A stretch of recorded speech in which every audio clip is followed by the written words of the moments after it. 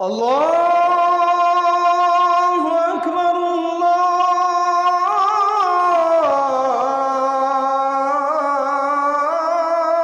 আল্লাহু আকবার।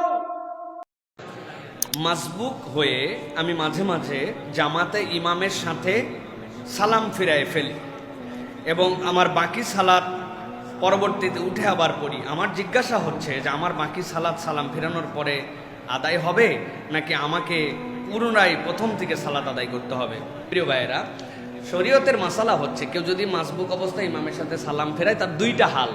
একটা হচ্ছে ইমাম আসসালামু আলাইকুম রহমতুল্লাহ বলতেছে, আপনি এক মুহূর্তও দেরি করেন নাই, ইমামের সাথেই আপনি সালাম ফিরেছেন আসসালামু আলাইকুম রহমতুল্লাহ, আপনি ইমামের সাথে আসসালাম, মানে এক দেরি নাই, সাথে সাথে। আপনার যদি ইমামের সাথে সাথে হয় তাহলে আপনার জন্য বাকি যে 2 রাকাত সালাত মনে পড়ছে উঠে পড়ে নিছেন, যতটুকু মাসবুকের হালতে ছিল, আপনাকে সাহু সিজদাও দিতে হবে না, আপনার নামাজ হয়ে যাবে। কিন্তু আমরা কিন্তু এরকম করে সাথে সাথে সালাম ফিরাই না।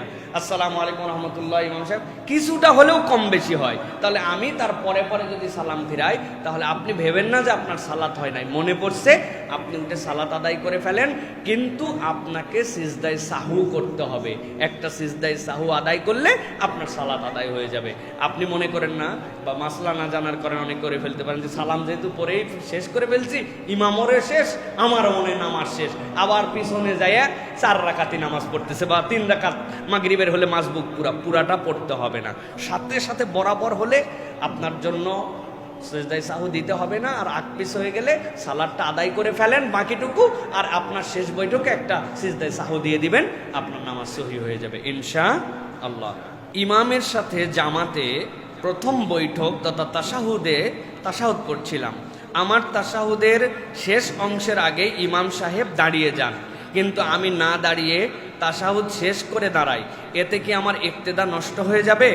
আমার ক্ষেত্রে সঠিকটা কি হবে, তাশাহুদ শেষ করা নাকি ইমামের সাথে দাঁড়িয়ে যাওয়া?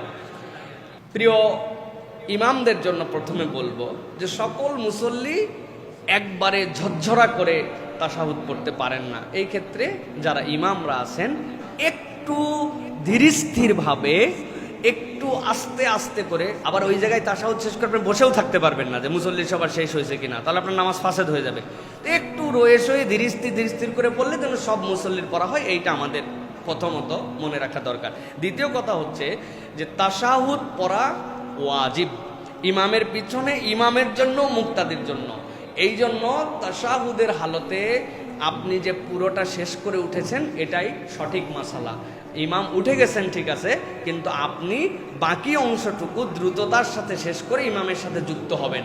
তাশাহুদ বাদ দিয়া ইমাম দাঁড়ায় গেছে, আপনি উঠে ইক্তেদা করতেছেন, এইটা নয়। কিন্তু বেশি দেরি করা যাবে না, খুব বেশি কম বেশিও হবে না, কিন্তু আপনার এই পড়াটুকু শেষ করে উঠতে হবে। এই হিসাবে আপনার আমলটা ঠিক আছে, কেননা তাশাহুদ ওয়াজিব ইমামের জন্য এবং মুক্তাদির জন্য। এই জন্য হালতে তাশাহুদ পূর্ণ করে আপনাকে উঠতে হবে।